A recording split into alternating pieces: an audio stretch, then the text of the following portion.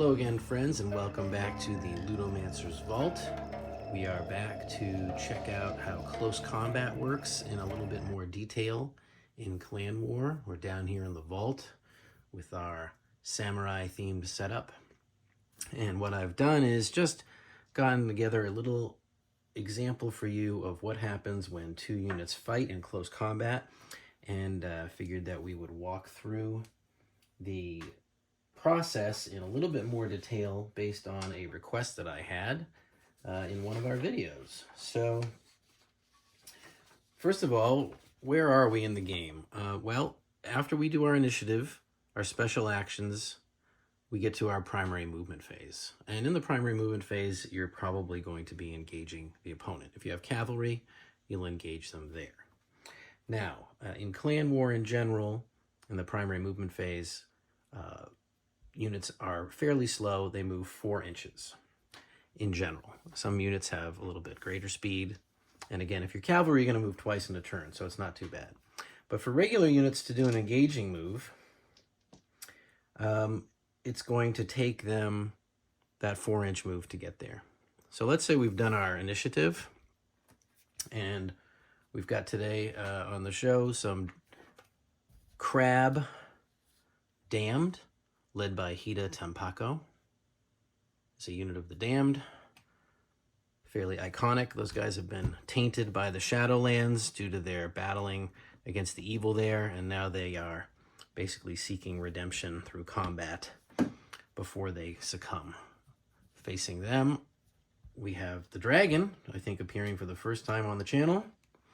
We have some Dragon Medium Elite, and they are led by Miyamoto Daini, who came from the very first Clan War box and is fairly well known because of that. He's a big friend of the Naga, who are not appearing yet today. These guys are equipped with Naginata. They look, they have the heads shaved, so they look a bit like historical warrior monks.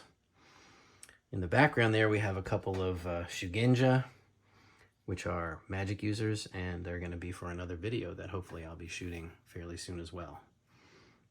So we're looking at our initiative situation. We've got 7 for the Dragon, 2 for the Crab. It looks like the Crab are going to be ready to engage. If we were set up like this and they were within 4 inches, they could simply make the engaging move and we would be in close combat. But there wouldn't be any bonuses for charging or any other impacts, for example, because it was just an engaging move. So it does start an engagement, but nothing special happens for them. Now, being 4 inches apart at that short range is kind of hard to set up. So what if we were something like this, geometrically lined up at a diagonal? Now, first of all, there's no pre-measuring in Clan War because this is an old game. But I can tell you right now, we're not within 4. So what could we do? Well, if we have our hand of cards here, or if we had a personality, we could use the charge ability. And the charge card allows a unit to add plus 4 inches to their engaging move, and it gives them a bonus of +1/+1, +1 attack and +1 damage from close combat in that engagement. And unfortunately, if you fail to engage the selected unit, you'll become unformed at the end of your movement, which is very bad. And if you fail by more than 2 inches, you have to take a morale check or become broken. Also extremely bad. So you only want to play the charge card carefully. If you do play that charge card, you're going to get, for this unit, 8 inches of movement. So you'll declare the engaging movement and you measure it afterward. Okay, now I have 8 inches. So you can wheel if you want to, and the rule of the game is you're supposed to maximize contact. So we'll get a wheel that we pay for to move slightly like so, which would put us at 7 inches. We move straight forward. Now, what happens when we hit at an angle? Well, in Clan War, as long as the degree is not too steep, you just close the door and align the units. Okay, so that would be a charge, and now they would have charged. We would put the card next to them to remind us that they would have a +1/+1 in combat. Okay, what about responding to that? what if I'm the defender and I want to do something about it? So, okay, I'm the crab. I'm going to charge you, dragon. What are you going to do about it? Well, they might have the ability to countercharge. And countercharge allows a unit, if they're charged within their 40-degree arc and LOS, to make a 2-inch move toward the enemy. And you can't perform any maneuver except wheeling during that movement. You're not considered to have initiated the engagement. You're still the defender, but you get a +1 to your attack. So what would happen then is essentially they would wheel, they would hit forward. Boom. We've got a charge and a countercharge. All right, we're now in combat.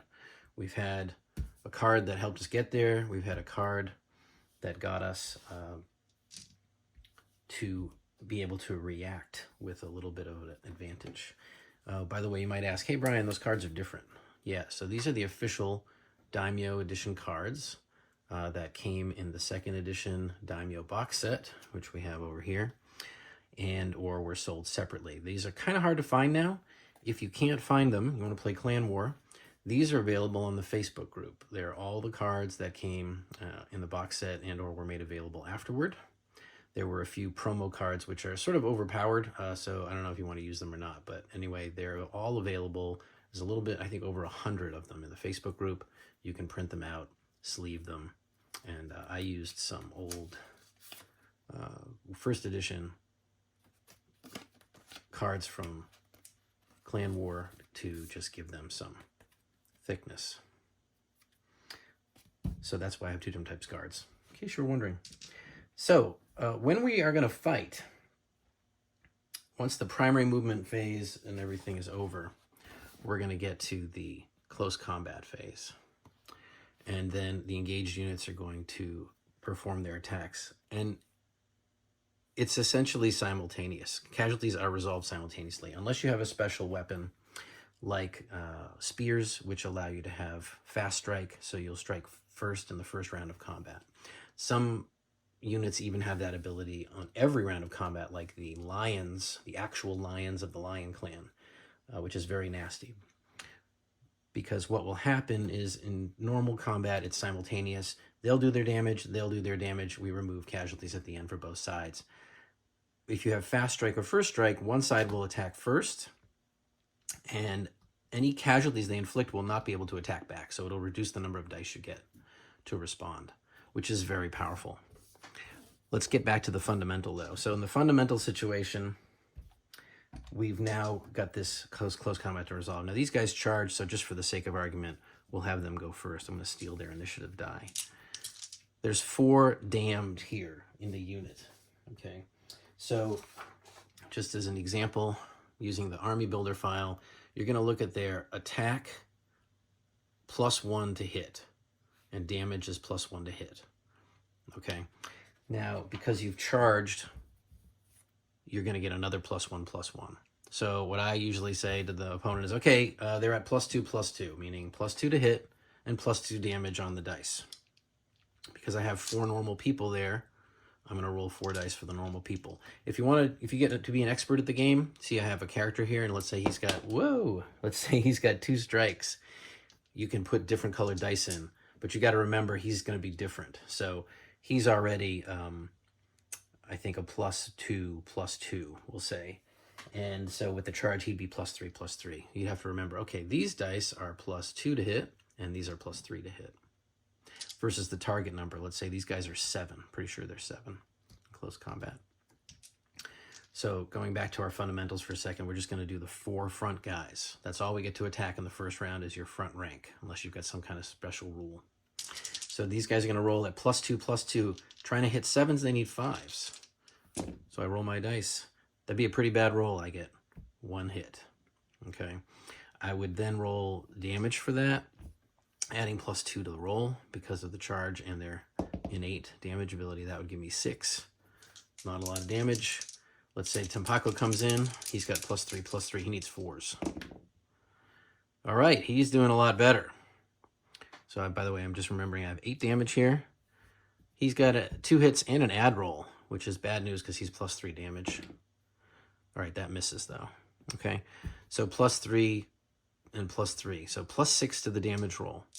and now he would roll damage. Oh, that's a cock die. 12 plus 6, 18. So there's 8 already from the unit. 18 from him is going to give us 26 points of damage.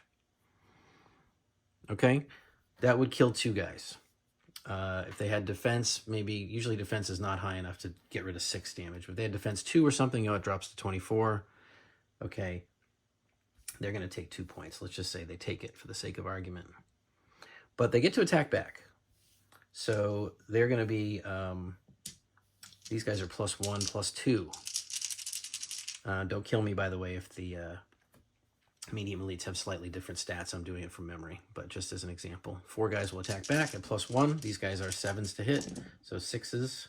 They would get 2 hits, +2 to the damage roll. So adding 4. 7 plus 4 is 11. So there's 11 points so far, but we are not done because we have Mirumoto Daini.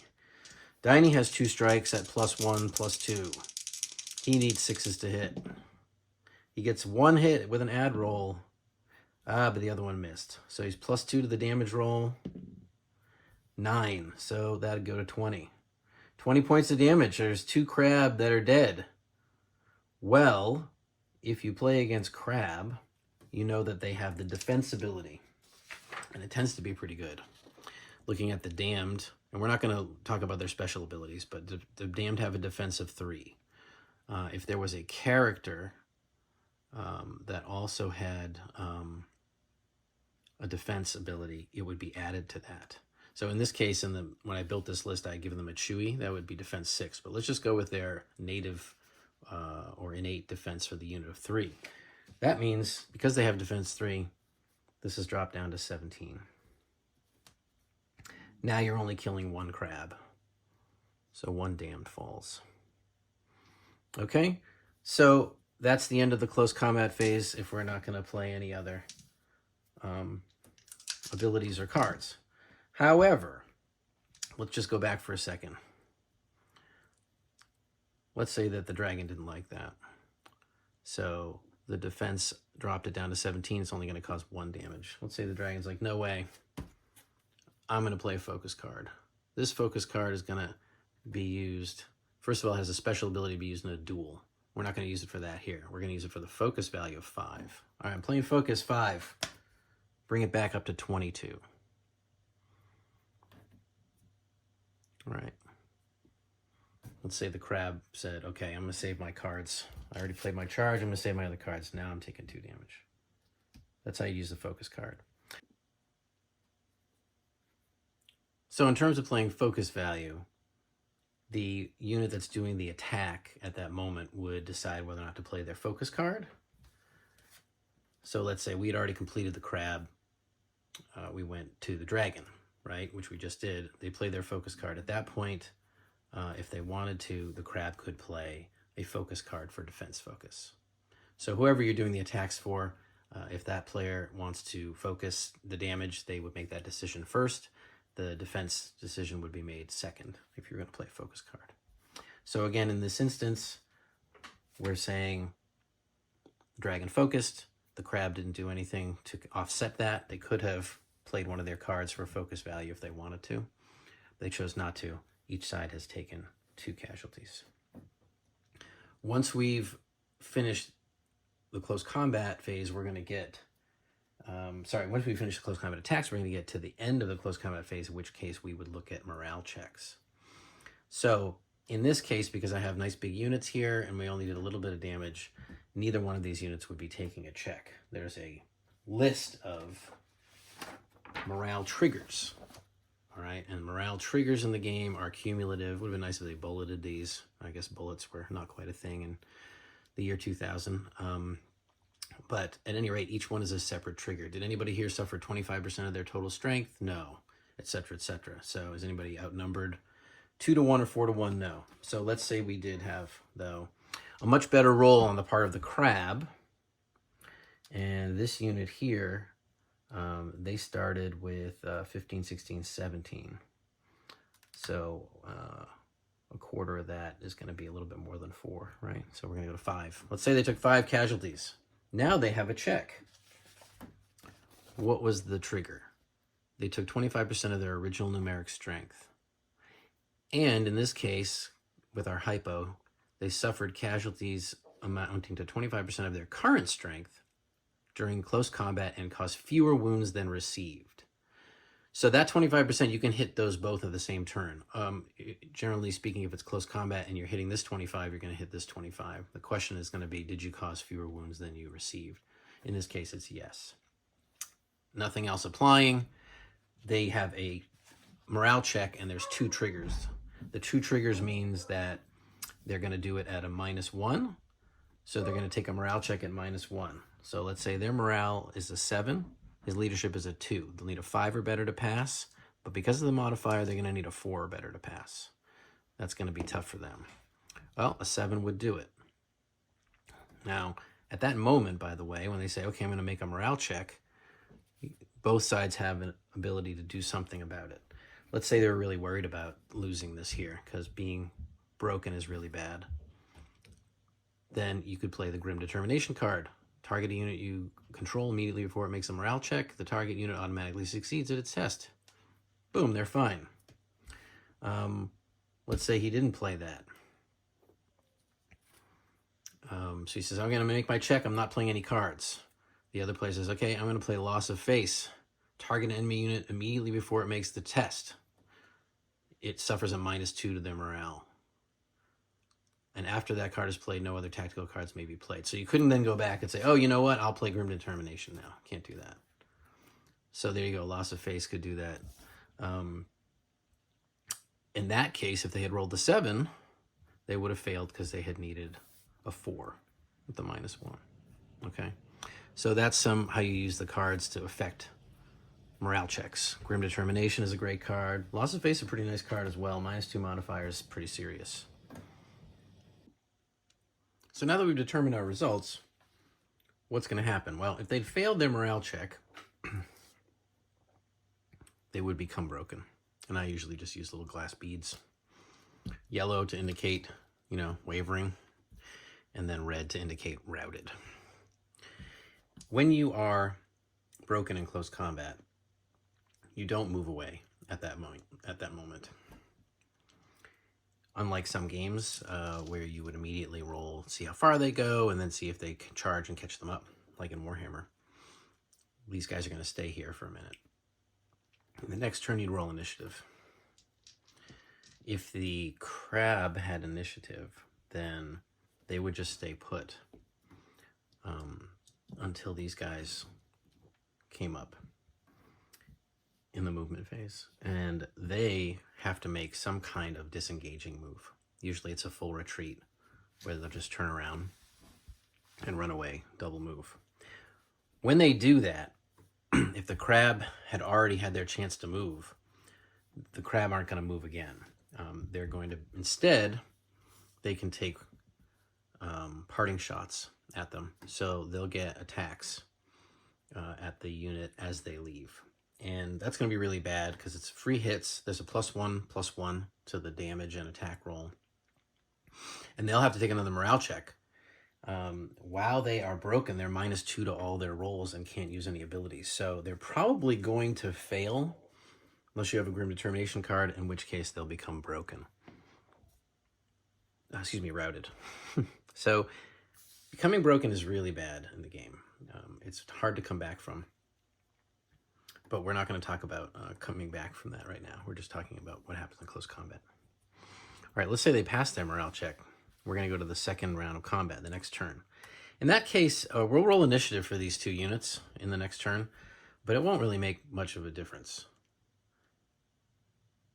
They are going to stay where they are, and then they'll roll their dice once we get to close combat. Now, you can play cards on them during the special action, special orders phase. If you have anything they could do, this is where a duel would happen. I'm not going to go into duels right now. We'll do a different video on dueling. In the subsequent rounds of combat, you now get your attack dice for your front rank. So we have 4 crabs still there. We still have the 2 dice for Hida Tampako. And then you're going to get 2 dice for each full rank that you have additional. full rank has to have 4 models. So in this case, the crab would end up with an extra 4 dice. So they'd be rolling a lot of dice. They're likely to do a lot of damage in this round of combat. The dragon, on the other hand, having fewer ranks, they would get their front rank. They would get their 2 attacks for Miramoto Daini. And they only have 1 full rank behind them, so they get 2 dice as well. Still a respectable number of dice, but the weight of numbers adds up as you go along. And there's also the ability to overlap the enemy. So how does overlap work? Well, let's say you had a much larger unit, or you had been really brave and done a combat reform. If you're overlapping the other unit in your frontage, you get 1 additional die for every 2 models in the front rank. So in this case, that actually would make some sense for the crabs, since they had those extra guys and they still have a full rank. So what did we say before, right? They get their 4 dice for their front rank and 2 dice for their character. And then they get 4 more dice for 2 full ranks. But now, because we have an overlap advantage, we're going to get 1 more die as well. So we can get a lot of dice there through the overlap advantage. So that's what happens with overlap. Let me tell you about one other thing that happens in subsequent turns. If you have a certain situation, let's say we had our charge and they didn't have all that movement. Let's say they had 4 inches, right? Oh, okay, they can make it at 4 inches, but they're only going to go straight forward, and then we're going to close the door. Well, when we close the door, they didn't end up completely maximized in terms of frontage. In subsequent turns, they're actually going to adjust. In initiative order, they'll move an inch, so that up to an inch, so that the center point of each unit is within an inch of each other. So whoever had initiative, they would shift over and maximize. So the idea is that you're going to, in the second and subsequent turns of combat, keep sliding forward until your center points are within an inch. And that should probably bring the vast majority, if not all, of the front rank into close combat. So that's one of the ways that the game deals with this kind of clipping issue. You might clip, but in subsequent turns, you'll move over to try to maximize contact. And you'll keep doing that until you get the center points within 1 inch of each other. And that's how you deal with clipping in this game. So one of the things that you'll see, of course, is flanking attacks. Now, if we have 2 units, you can see my unconsciously pro-crab bias coming out in that my dragons keep being the subject of the charges. So we have 2 units here, and one hits the other in the flank. This is really bad, but it's not as bad as it could be because they're not engaged to the front. If you are engaged to the front, let's say this guy representing another unit, and you are charging the flank, you immediately take a morale check. And that's an immediate check. It happens at that very moment. You do not wait till the end of the phase. That is a morale trigger for being engaged in the flank, side, or rear while already engaged along a different side, and it's an immediate test. Now, one of the bad things, too, is that if you are flanked, you have -1 to all rolls, and you cannot use your abilities. And also, the people who are flanking get a +1/+1 in addition to whatever other bonuses they have. So, being flanked is very bad, because if you're already engaged, you're going to be triggering a morale check right away at a disadvantage because you're immediately flanked at that point and have a -1. Even if you are not taking that morale check because you weren't already engaged, you are now at a -1 to all rolls and cannot use abilities. And these guys are +1/+1 to hit you. So the unit that is being flanked will likely suffer greatly.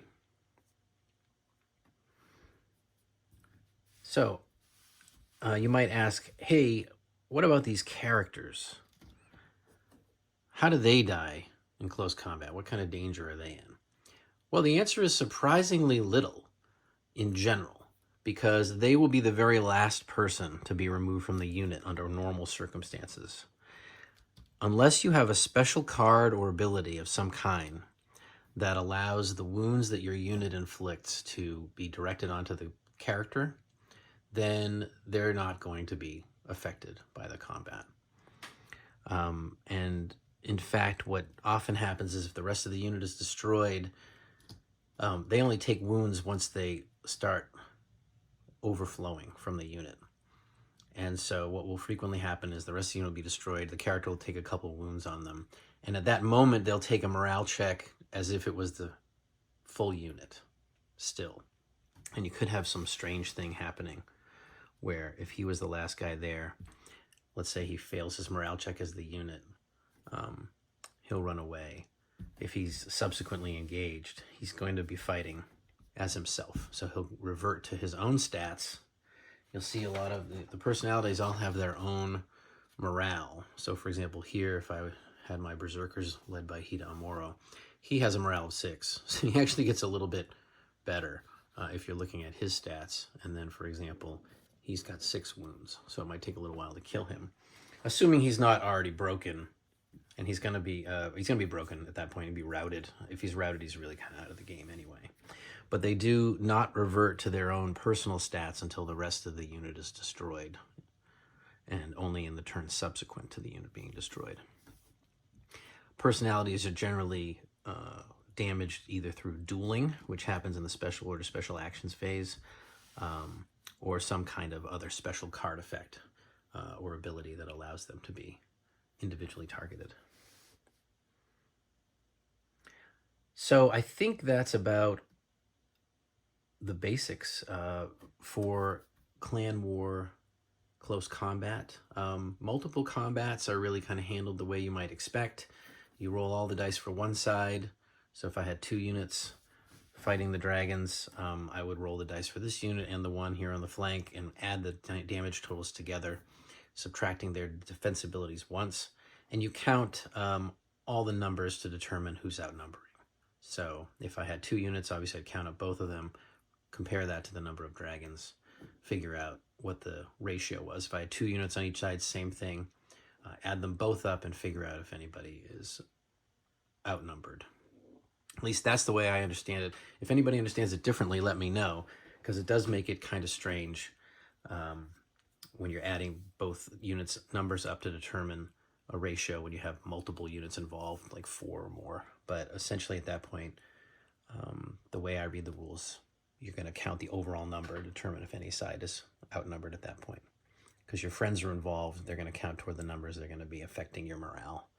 So the outnumbering thing can be a big problem once you lose a bunch of guys. Getting hit with more wounds, taking 2 to 1 is a trigger, 4 to 1 is another trigger. So they're going to be piling up those penalties to their morale checks very quickly. And I think that about covers it for close combat in Clan War. I hope you enjoyed that and have a better understanding of the fundamentals of the close combat phase in Clan War. And we'll be going through some other in-depth analyses of other subjects very soon. See you on the battlefield.